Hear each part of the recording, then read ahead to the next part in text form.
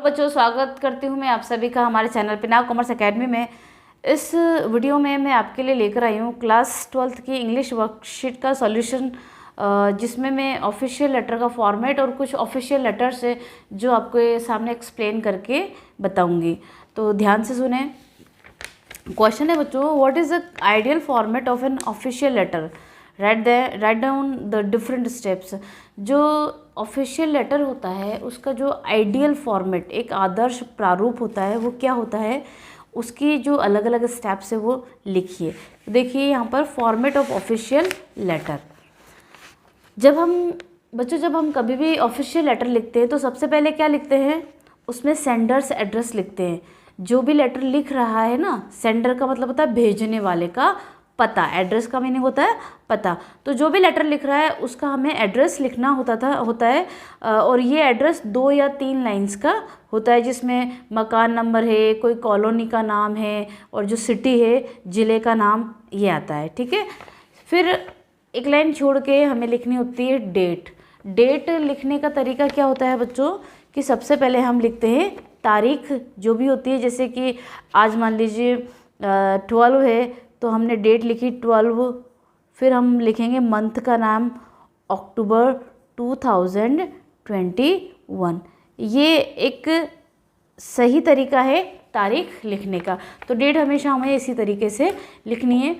Date के बाद में लेटर नंबर, रेफरेंस नंबर अगर कोई है। कोई भी ऑफिशियल लेटर जब किसी ऑफिस से जारी किया जाता है तो वहाँ उसे डिस्पैच किया जाता है, जिसके पत्र क्रमांक उसमें डाले जाते हैं। तो वो नंबर यहाँ पर हमें लिखने हैं। अगर हो तो लिखने हैं, नहीं है तो कोई बात नहीं। 4th पॉइंट आता है इसमें रिसीवर्स डेजिग्नेशन, कि हम जिसे भी लेटर लिख रहे हैं, चाहे वो कलेक्टर हो या कोई प्रिंसिपल हो, है ना, चेयरमैन हो, तो हमें उनकी क्या लिखनी होती है, पोस्ट लिखनी होती है, रिसीवर्स डेजिग्नेशन। उसके बाद में डेजिग्नेशन के बाद में वो जिस भी डिपार्टमेंट का व्यक्ति है तो उनका डिपार्टमेंट लिखना होता है, नेम ऑफ द डिपार्टमेंट। अगर हम प्रिंसिपल को लिख रहे हैं द, तो हम लिखेंगे द प्रिंसिपल, और फिर डिपार्टमेंट है तो स्कूल का नाम लिख देंगे, एजुकेशन डिपार्टमेंट जो भी है। उसके बाद में जो भी एड्रेस है, ज़िले का नाम आ जाएगा यहाँ पे। ठीक है। तो रिसीवर्स, इसके अंदर हम लिखेंगे receiver's designation, name of department और एड्रेस। नेक्स्ट है 5th है सब्जेक्ट। उसके बाद हम लिखते हैं सब्जेक्ट। सब्जेक्ट जिस भी विषय पे हमें लेटर लिखना है वो सब्जेक्ट हम इसमें लिखते हैं। जब हम क्वेश्चन को ध्यान से देखते हैं तो जो हमारा सब्जेक्ट होता है वो या तो 2 से स्टार्ट होता है सेंटेंस क्वेश्चन के अंदर, या फिर 4 से स्टार्ट होता है। वो मैं अभी आपको एक्सप्लेन कर दूंगी। 6th पॉइंट है सैल्यूटेशन। सैल्यूटेशन क्या होता है बच्चों, संबोधन। जब हम लेटर लिखते हैं, जिनको भी लिखते हैं, प्रिंसिपल को लिखें, कलेक्टर को लिखें, तो हमें उन्हें संबोधित करना होता है। तो हम सर या मैम करके उन्हें संबोधित करते हैं। तो हमें ऑफिशियल लेटर में सर या मैडम ही लिखना है। 7th है कम्युनिकेशन, जो जिसे कि हम बॉडी ऑफ द लेटर भी कहते हैं। तो कम्युनिकेशन पार्ट होता है ये, जो कम्युनिकेशन के अंदर जो हम लिखते हैं उसे 2 या 3 पैराग्राफ में डिवाइड कर देते हैं, और हमें कोशिश करनी चाहिए कि उसमें हर पैराग्राफ में एक पॉइंट के बारे में ही हम चर्चा करें, उसी के बारे में बताएं। और कम्युनिकेशन जो हम करते हैं बच्चों, वो टू द पॉइंट होना चाहिए। ऑफिशियल लेटर्स के अंदर इनफॉर्मल लैंग्वेज का यूज़ हम नहीं करते हैं, फॉर्मल लैंग्वेज का यूज़ करते हैं। और जो भी बात कहनी होती है टू द पॉइंट हमें कहनी होती है। टू द पॉइंट का मतलब जो बात कहनी है एक्यूरेट वही हमें कहनी है, इधर उधर की बातें नहीं करनी है। 8th पॉइंट होता है एंडिंग। एंडिंग जो होती है, जो अंत होता है लेटर का, वो बहुत ही विनम्रता से हमें करना होता है। वो पोलाइट एंडिंग होना चाहिए।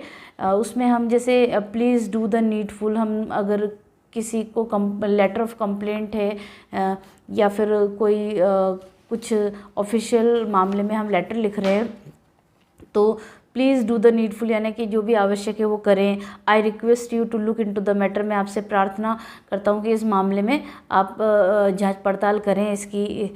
ठीक है। तो इस तरह से हम विनम्रता से हमें उसका एंडिंग करना रहता है। इसके बाद में 9th आता है कॉम्प्लीमेंट्री फ्रेज। कॉम्प्लीमेंट्री फ्रेज में हम लिखते हैं लास्ट में बच्चों योर्स फेथफुली। तो जो ऑफिशियल लेटर्स होते हैं उनमें ज़्यादातर योर्स फेथफुली ही लिखा जाता है। अगर आप प्रिंसिपल को लेटर लिख रहे हैं तो योर्स ओबीडिएंटली कर सकते हैं। ठीक है। टेंथ पॉइंट है सेंडर्स सिग्नेचर। इसके बाद में सेंडर जो भी लेटर लिख रहा है, सेंडर यानी जो लेटर लिख रहा है, भेजने वाले के सिग्नेचर हमको यहाँ पे करने होते हैं। और सेंडर्स नेम आ जाता है। उसके बाद में सेंडर्स डेजिग्नेशन, अगर कोई डेजिग्नेशन है, कोई पद है तो हम उस पद का नाम लिख देंगे। और 13th पॉइंट पे हम लिखते हैं एनक्लोजर्स। अगर हम कोई ऐसा ऑफिशियल लेटर लिख रहे हैं जिसके साथ में हमने कोई डॉक्यूमेंट्स अटैच किए हैं, तो वो जो अटैच्ड डॉक्यूमेंट्स है तो उनको हम नंबर 1, 2, 3 डाल के और एनक्लोजर्स में लिख सकते हैं। एनक्लोजर्स होते हैं बच्चों संलग्नक, हिंदी में कहा जाता है कि आप कौन कौन से डॉक्यूमेंट्स इसके साथ में अटैच कर रहे हैं। तो बच्चों ये था हमारा ऑफिशियल लेटर का फॉर्मेट। अब मैं आपको कुछ ऑफिशियल लेटर्स हैं उनको भी एक्सप्लेन करके बताऊंगी। You are Suresh, Seema of 23 Gandhinagar Jaipur. आप सुरेश या सीमा हैं। देखिए बच्चों, जब आपसे कहा गया है इस क्वेश्चन में कि आप या तो सुरेश हैं या फिर सीमा हैं, अगर कोई बॉय है तो वो सुरेश मान लीजिए अपने आप को, और अगर वो गर्ल है तो वो सीमा मान लेगी अपने आपको। और फिर उसके बाद में लिखा है 23 गांधीनगर। तो ये जयपुर, ये क्या है बच्चों? 23 गांधीनगर जयपुर, ये आपका एड्रेस है। तो इसे आपको कहाँ लिखना है? ये सेंडर्स एड्रेस हो जाएगा, जिसे कि हमें सबसे पहले स्टार्टिंग में लिखना है। Write a letter to the collector of your district. आप एक लेटर लिखिए आपके ज़िले के कलेक्टर को, complaining about the irregular supply of electricity. Complaining means शिकायत करते हुए, about the irregular supply. Irregular supply अनियमित जो आपूर्ति है इलेक्ट्रिसिटी की, बिजली की, इन योर लोकेलिटी, आपके एरिया में। तो आपके एरिया में जो इलेक्ट्रिसिटी की जो सप्लाई है वो इरेगुलर है, उसके बारे में आपको कलेक्टर को क्या लिखना है? लेटर ऑफ कंप्लेंट यानी शिकायती पत्र लिखना है। तो इसमें आपको क्या बताया गया है? इस क्वेश्चन से आपको क्या क्या जानकारी मिलती है बच्चों? कि आपका नाम, आपके नाम के बारे में जानकारी मिलती है। लास्ट में जब हम लेटर को एंड करेंगे तो वहाँ पर सेंडर्स नेम, सिग्नेचर यही लिखेंगे आप। अगर आप गर्ल हैं तो सीमा लिखेंगे, और अगर आप बॉय हैं तो सुरेश लिखेंगे। और जो आपका एड्रेस है वो क्या है? 23 गांधीनगर जयपुर। तो देखिए बच्चों, यहाँ पर सेंडर्स एड्रेस लिखते हैं हम, सबसे पहले स्टार्टिंग करते हैं तो लेफ्ट हैंड साइड से हम लेटर को स्टार्ट करते हैं। तो हमेशा लेटर को लेफ्ट हैंड साइड से ही स्टार्ट करना है। यहाँ पर 23 जो भी मकान नंबर है या गली नंबर है, कुछ भी हो सकता है, ये गांधीनगर जयपुर। उसके बाद में एक लाइन छोड़ के हमको क्या लिखनी होती है? ऑफिशियल लेटर में डेट लिखनी होती है।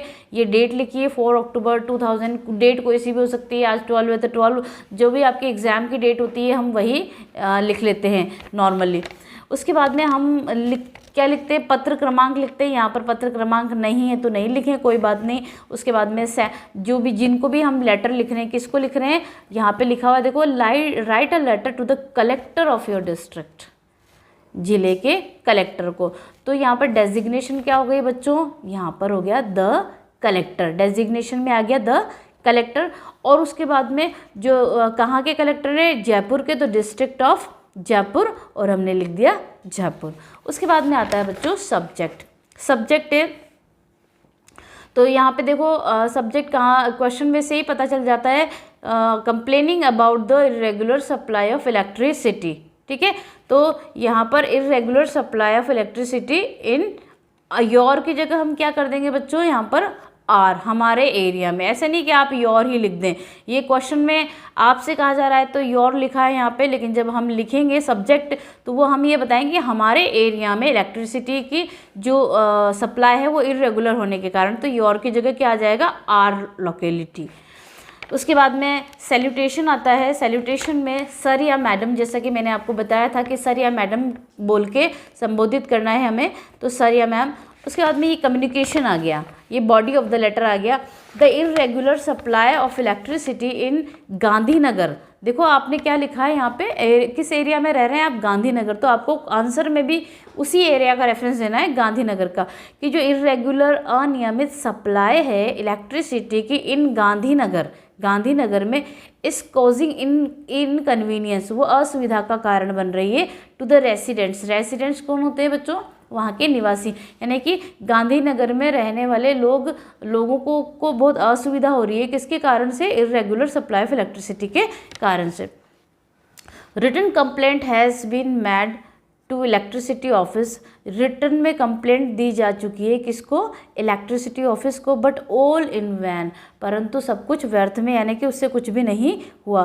Please take stringent action immediately, ये क्या है बच्चों, लास्ट में जो हमने एंडिंग किया था ना, आपको मैंने अभी अभी बताया था, देखो यहाँ पे कि एंडिंग कैसे करते हैं हम, विनम्रता से करते हैं।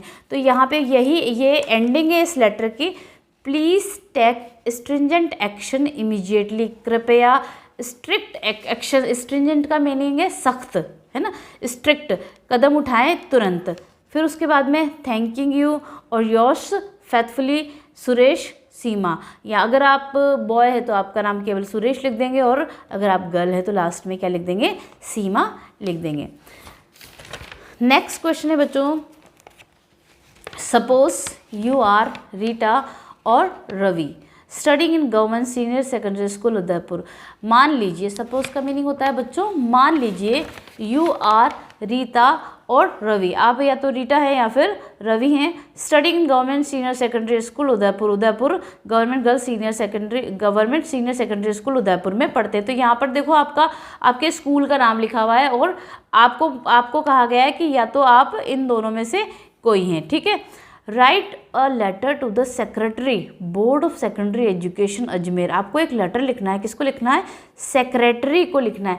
तो ये हमारा किसका एड्रेस आ गया, जो डेजिग्नेशन जिन्हें हम लिख रहे हैं उनका पद आ गया। डेजिग्नेशन का मतलब होता है बच्चों पद, है ना। Board of secondary education Ajmer के जो सेक्रेटरी हैं उनको आपको क्या लिखना है, लेटर लिखना है। तो ये तो डेजिग्नेशन आ गई, और ये एड्रेस आ गया, डिपार्टमेंट का नाम आ गया बोर्ड ऑफ सेकेंडरी एजुकेशन, और उसके बाद में अजमेर, ठीक है बच्चों।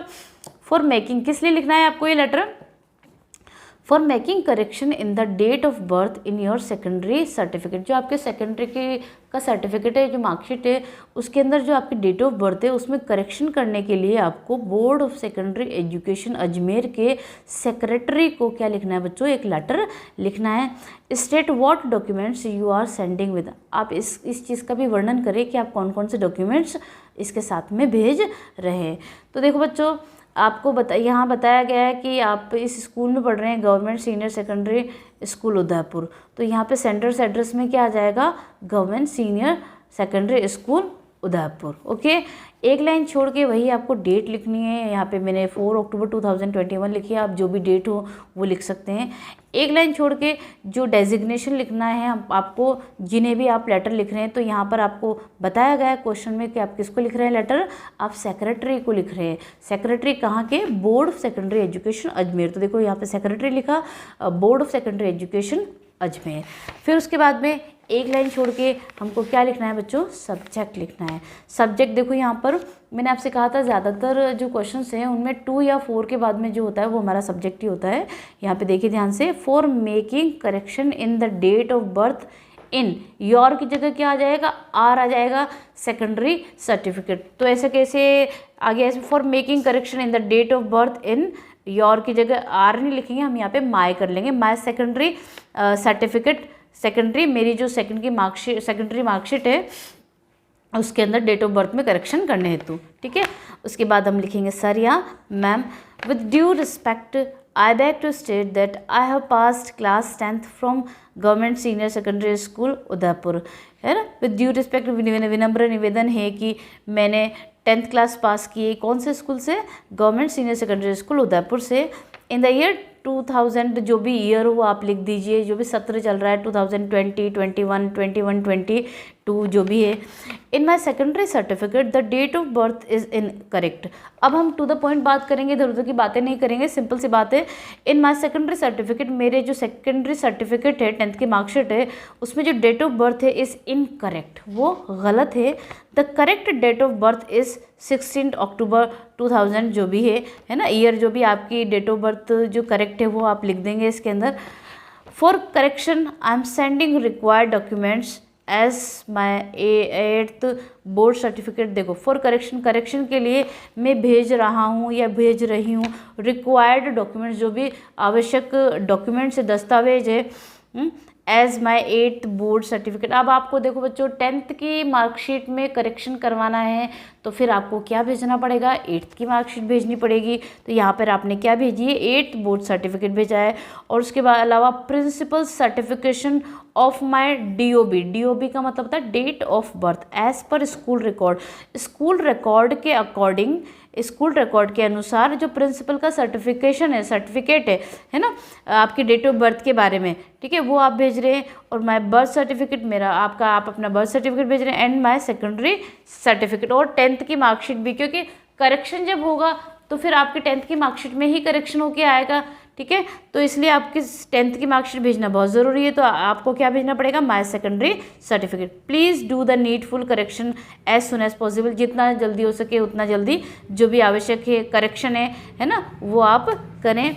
ये क्या हो गया, हमारा एंडिंग हो गया। इसके बाद बच्चों आएगा थैंकिंग यू और फिर कॉम्प्लीमेंट्री फ्रेज आ जाएगा योर्स फेथफुली रीटा। और ये जो भी आपका नाम लेटर में लिखा हुआ है, क्वेश्चन में लिखा हुआ है, वही आपको यहाँ पर लिखना है। फिर आएगा बच्चों एनक्लोजर्स। मैंने बताया था आपको संलग्नक जो भी डॉक्यूमेंट्स हम साथ में अटैच करते हैं, जैसे कि आप 10th की मार्कशीट में करेक्शन करवाना चाहते हैं आपके DOB में, तो आप 8th बोर्ड सर्टिफिकेट फ़ोटोकॉपी आपने भेजी तो आप लिखिए फ़ोटोकॉपी। प्रिंसिपल सर्टिफिकेशन ओरिजिनल तो ओरिजिनल, सेकेंडरी सर्टिफिकेट ओरिजिनली भेजना पड़ेगा क्योंकि उसमें करेक्शन होके आएगा। और बर्थ सर्टिफिकेट यहाँ पे फोटोकॉपी आ जाएगी बर्थ सर्टिफिकेट की। तो जो भी आप डॉक्यूमेंट्स भेज रहे हैं, अगर ओरिजिनल भेज रहे हैं तो वहाँ ब्रैकेट में आप लिख दें ओरिजिनल, और अगर फोटोकॉपी है तो वहाँ पर हम लिख देंगे फोटोकॉपी। इसके बाद क्वेश्चन है बच्चों 4th क्वेश्चन। नेक्स्ट क्वेश्चन है, you are the librarian of government senior secondary school Bikaner. You want to purchase some books to your library. Write a letter to RR Publication Delhi, placing an order for books. तो देखो बच्चों, आपके बारे में बताया गया है कि you are the librarian of government senior secondary school Bikaner. Government senior secondary school Bikaner के आप क्या है, लाइब्रेरियन है। आपकी पोस्ट बताई गई है, आप लाइब्रेरियन है। You want to purchase some books to your library. आप अपनी लाइब्रेरी के लिए कुछ किताबें खरीदना चाहते हैं। Write a letter to the RR publication Delhi. RR publication Delhi को लेटर लिखिए। तो ये आपका क्या आ गया, जिन्हें आप लिख रहे हैं उनका एड्रेस आ गया, यहाँ पर आपका एड्रेस आ गया, सेंडर्स एड्रेस आ गया, लाइब्रेरियन पोस्ट आ जाएगी government senior secondary school Bikaner, आपका एड्रेस आ जाएगा। उसके बाद में डेट लिख के, और हम क्या लिखेंगे बच्चों, जिन्हें हम लेटर लिख रहे हैं RR पब्लिकेशन दिल्ली, ठीक है। आपको इनको लेटर लिखना है, किस लिए लिखना है, placing an order for books, किताबों के लिए ऑर्डर के लिए। तो देखिए बच्चों, government senior secondary school Bikaner, ठीक है, आपने अपना एड्रेस लिख दिया है। यहाँ पे हम लाइब्रेरियन पोस्ट से भी स्टार्ट कर सकते हैं कि लाइब्रेरियन की पोस्ट पे हैं आप, तो आप लेटर लिख रहे हैं। यहाँ पे एक स्कूल से लेटर जारी किया जा रहा है, तो वहाँ पे लेटर नंबर आएगा, रेफरेंस नंबर आएगा, जो भी है GSS बीकानेर बुक्स जो भी है, ठीक है। फिर उसके बाद में यहाँ पे कोई क्रमांक आ जाएंगे, यहाँ पर नंबर आएगा। डेट जो भी डालेंगे हम, मैंने बताया था आपको, सबसे पहले डेट लिखनी है, मंथ का नाम लिखना है, उसके बाद में ईयर लिखना है। इसके बाद में हम जिन्हें लेटर लिख रहे हैं, ये कौन है, RR पब्लिकेशन दिल्ली, ठीक है। तो RR पब्लिकेशंस दिल्ली, ऐसे कैसे हमने लिख दिया। इसके बाद में आएगा बच्चों subject order to supply books for school library. देखो बच्चों, यहाँ पर you want to purchase some books to your library, यहाँ पे ये ना बुक्स खरीदना चाहते हैं आप अपनी लाइब्रेरी के लिए, तो हमने लिख दिया ऑर्डर टू सप्लाई बुक्स की आपूर्ति करने हेतु फॉर स्कूल लाइब्रेरी, स्कूल की लाइब्रेरी के लिए ये ऑर्डर है। इसके बाद में हम लिखेंगे डियर सर। ये जो लेटर है ये भी कैसा होगा बच्चों, टू द पॉइंट लिखेंगे, इधर उधर की बातें नहीं करेंगे। Please supply the following books for our school library. कृपया नीचे लिखी जो किताबें हैं वो हमारी स्कूल लाइब्रेरी के लिए आप सप्लाई कीजिए, जिसमें आप बुक्स के नाम लिख देंगे, इंग्लिश ग्रामर 10 नंबर्स, यानी ये संख्या है NOS नंबर्स, इतनी संख्या में, Hindi dictionary 5 numbers and short story books है 20। We are attaching a DD of 10,000 rupees as an advance and rest of the payment will be made after receiving the books। यहाँ पे क्या कहा गया बच्चों, we are attaching a DD, हम एक DD attach कर रहे हैं ऑफ 10,000 रुपीज़ का एज एन एडवांस के रूप में, and rest of the payment, और जो बाकी की बची हुई पेमेंट है, बाकी की बची हुई जो अमाउंट है, will be made after receiving the books, किताबों के प्राप्ति के बाद में हम वो अमाउंट पे कर देंगे, ठीक है। उसके बाद में आएगा थैंकिंग यू, योर्स फैथफुली, कॉम्प्लीमेंट्री आ गया है ना, एंड लाइब्रेरियन GSS बीकानेर। उम्मीद है बच्चों कि आपको मेरा ये वीडियो समझ में आया होगा। अगर मेरा वीडियो पसंद आया तो please like, share and subscribe. Thank you so much for watching my video.